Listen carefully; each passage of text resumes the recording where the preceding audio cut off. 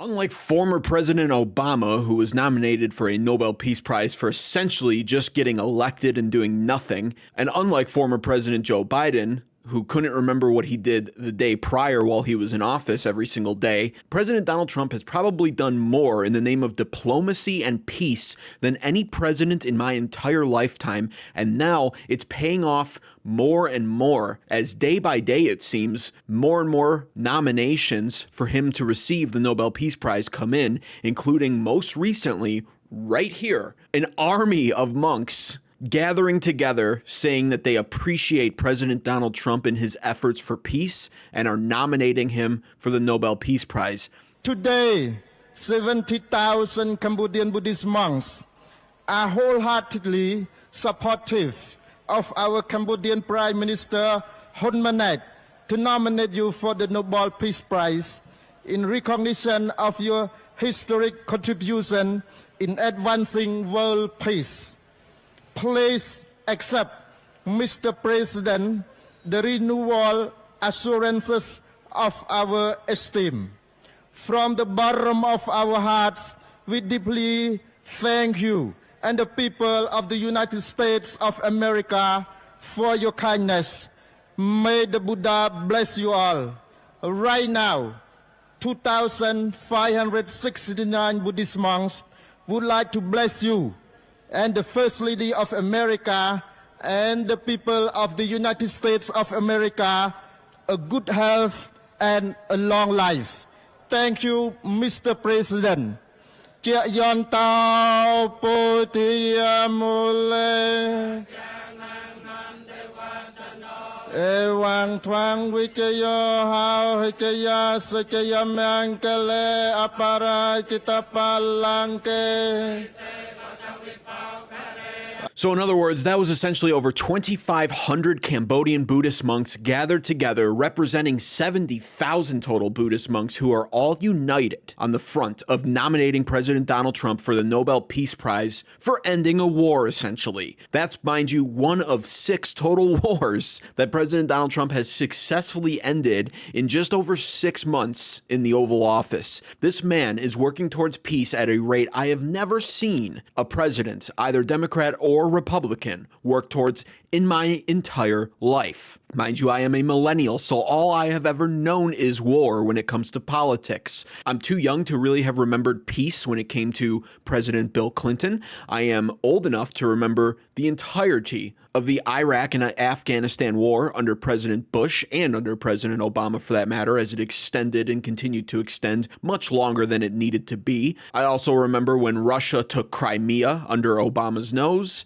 all of the conflicts going on in the world under Bush, Obama, and Biden. But under President Donald Trump, in not only his first term, but now it looks like, at least so far, under his second term, war just doesn't seem to be possible. And these 70,000 Buddhist monks who have united to nominate Trump for the Nobel Peace Prize aren't the only people out there nominating Trump for this. This was another nomination that came in after Trump ended the over 30-year war between Rwanda and the Democratic Republic of Congo. And those people are so grateful for this that they have also nominated Trump for the Nobel Peace Prize, all while in the same breath bashing former President Joe Biden for doing absolutely nothing about this war, which I also love. I spoke with the people on the street. I spoke with youth. They know your name. They know that our president named President Trump is working hard to finally bring peace to the country. I saw hope. They have hope now for a better day in Congo. They see what you're doing as a future, better future for Congo. And I had an opportunity to sit down with President Felix Tshisekedi for an interview because I want to understand his mind, what he's thinking, his feeling about everything that your administration is doing. And he told me firsthand that for many years, many American presidents overlooked this conflict. They didn't do nothing. Even myself, I covered President Biden's administration. I pressed many times about this conflict. People are dying in Congo. This country has so much potential, but they need help because this war is destroying the country. They never gave me any answer. And he told me, President Tshisekedi that you have no idea, he's very thankful for what you're doing, for what your administration is doing. Not only him, the entire Congolese people, they see that finally they will have hope. And President Tshisekedi also mentioned at the end of my interview that when peace finally comes to the Democratic Republic of the Congo, he's thinking to nominate you as a Nobel Prize Peace, because he said you have been working to bring peace in the world, not only at the Congo, and he's very hopeful to meet you in the future. That's so nice, boy, and that's so beautifully stated. Surprise, surprise, the people of the Democratic Republic of Congo had reached out to former President Joe Biden during his presidency out of sheer desperation, begging him to intercede and help end the 30-year war, and Biden didn't do anything about it. It's almost as if Democrat politicians, especially ones like Joe Biden, aren't actually interested in helping people of color when they aren't people of color living in America who can return the favor by then voting for Democrat politicians. But I tell you, if you have a problem figuring out whether you're for me or Trump and you ain't black. I have a feeling that the phone call went something like this when the Congo called former President Joe Biden begging for help. Hello, this is Gavin. My name's Joe Biden. I'm here to ask you for your help. You know what? I would love to, but I just don't have the time. And you ain't black. Hello? Hello? Nevertheless, all in good time, peace was finally established in the Democratic Republic of Congo and Rwanda, thanks to President Donald Trump. You can see Marco Rubio sitting in the middle there, Secretary of State, as the deals were signed. Also includes an annex on the functioning of the Joint Security Coordination Mechanism and the full text of the concept of operations of the Harmonized Plan for the neutralization of the FDLR and disengagement of forces / lifting of defensive measures by Rwanda. Truly a historic moment and beautiful to watch as peace is finally ushered in to that region. Thank God for President Donald Trump. But back to former President Joe Biden. Stephen A. Smith last night had some words to say when it comes to some of these former presidents, Joe Biden being one of them, as well as Obama, for that matter, being another one, when it comes to this Russia-Ukraine war that we're now dealing with as we watch President Donald Trump put on an absolute masterclass in solving the problem between these two countries and also, once again, attempting to usher in peace between both of those nations. But we ain't gonna act like he caused this now. It's Democrats in office. It was Biden in office when a full-fledged war against Ukraine took place, courtesy of Russia's instigation, no matter what they try to say to Trump. It was Russia that invaded Crimea, and that was under the Obama administration. It was Clinton in office when you made a deal that disarmed the Ukraine and therefore weakened them, leaving them dependent on the United States.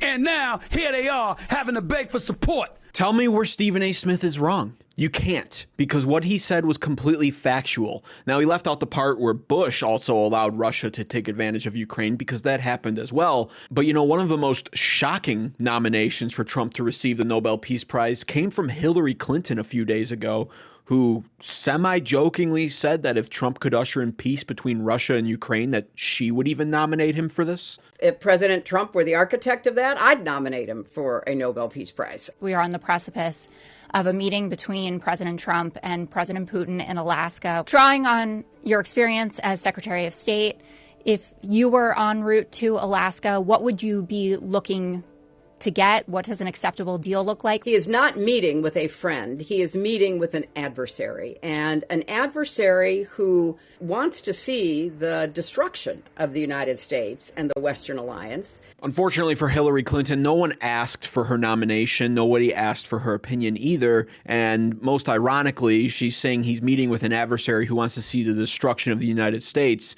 I think that was supposed to be talking about Putin, but anytime I hear a woman like Hillary Clinton say that, I just assume she's talking about herself and the Democrat Party, the modern Democrat Party, because the truth of the matter is they're the ones that actually wanted to see the destruction of the United States, and that's why they're acting like absolute toddlers now that they're down and out completely. The most unpopular party in American history, and unable, it seems, to win future elections because of how undesirable their candidates are. America quite literally sees through them right now and identifies identifies them as the true enemy from within. I found this article by Newsweek quite interesting. This article shows a map of countries that have nominated Trump for the Nobel Peace Prize. It also goes over more people who have nominated Trump for the Nobel Peace Prize as these nominations continue to stack up. President Donald Trump has been publicly backed for the Nobel Peace Prize by leaders of multiple countries following a series of high-profile diplomatic engagements hosted at the White House and elsewhere, while his allies in Washington and abroad submit nominations on his behalf. You can see Pakistan announced on June 20th they would nominate Trump after diplomatic interactions during a May conflict between India and Pakistan that ended in a ceasefire. The Pakistani government described the nomination as recognizing his decisive diplomatic intervention and pivotal leadership. We also have Israel Prime Minister Benjamin Netanyahu, who did present Trump with a letter at a dinner saying that he sent it to the Nobel Committee, nominating the president for the prize during a White House visit in July. The president has already realized great opportunities. He forged the Abraham Accords. He's forging peace as we speak in one country and one region after the other. So I want to present to you, Mr. President, the letter I sent to the Nobel Prize Committee. It's nominating you for the Peace Prize, which is well deserved, and you should get it. Thank you very much. This I didn't know. Wow. Thank you very much. On August 7th, Cambodian Prime Minister Hun Manet announced that he nominated Trump after a July ceasefire between Cambodia and Thailand that ended a 5-day-long clash between Thai and Cambodian forces at their long-disputed border in July. The skirmish had left more than 40 people dead on both sides and forced some 300,000 total to flee. And we just saw once again those 70,000 Cambodian Buddhist monks are so thrilled over this conflict quickly coming to an end because of the strength and might of President Donald Trump that they are all unanimously nominating him for the Nobel Peace Prize. And the article just keeps going on with more and more countries and names nominating him. It just gets bigger and bigger. And eventually you scroll down and you see this map right here. These two countries, Cambodia and Pakistan, have officially nominated him, while the yellow countries over here support the nomination. And that's multiple countries in total. And you can see other nominations pouring in. These ones aren't as surprising. Republican representatives like Buddy Carter of Georgia, House colleague Claudia Tenney, a New York Republican, also revealed that she's nominated him twice and plans to keep doing so until he gets the prize. I love the determination there. Senators Bernie Moreno of Ohio and Marsha Blackburn of Tennessee have also called on the president to be nominated. A Norwegian law professor, Anta Allen Beck, said she had nominated Trump in early February for his efforts to secure a ceasefire and hostage release deal in Gaza. And most interesting, this article goes on to list how many U.S. presidents have won the Nobel Peace Prize, and it's only 4. 4 U.S. presidents have received Nobel Peace Prizes. Theodore Roosevelt in 1906, who was also the last Republican president to receive the Nobel Peace Prize so far for mediating the Russo-Japanese War, Woodrow Wilson in 1919, Jimmy Carter in 2002, and Barack Obama, of course, most famously in 2009 for simply getting elected, as it would seem. And the fact of the matter is, this is probably the most deserved nomination for the Nobel Peace Prize that I've seen in my lifetime. President Donald Trump himself, who's never shied away from tooting his own horn, as he should, summarized all of his efforts very well right here and just dished out the harsh reality of this that liberals will absolutely cry about. And that reminds me, in fact, before I show this clip, if you're one of those crybaby liberals who literally can't stand peace anymore and only want World War III to happen because you hate Trump so much that you want the world to burn simply because he's in office and it would make you happy to see that, then please dislike this video and never come back, because you're absolutely disgusting and I can't respect you, like you, or even welcome you here on this channel. I literally think you're the scum of the earth. However, if you've enjoyed this content, be sure to subscribe right now to American Advocates for more content like this. If I weren't around, you'd have right now 6 major wars going on. India would be fighting with Pakistan. You see what we just did yesterday with 2 nations that we're trading with.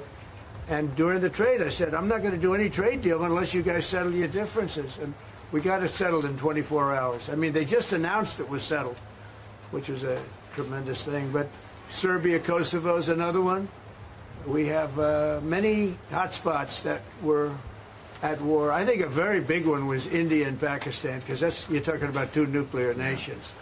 That was a very big one. But we've done it Nobody's ever done what we've done. We have 6 different major if you take a look at Rwanda and the Congo, Republic of the Congo, they've been fighting for 31 years, 8 million people dead. It was going on.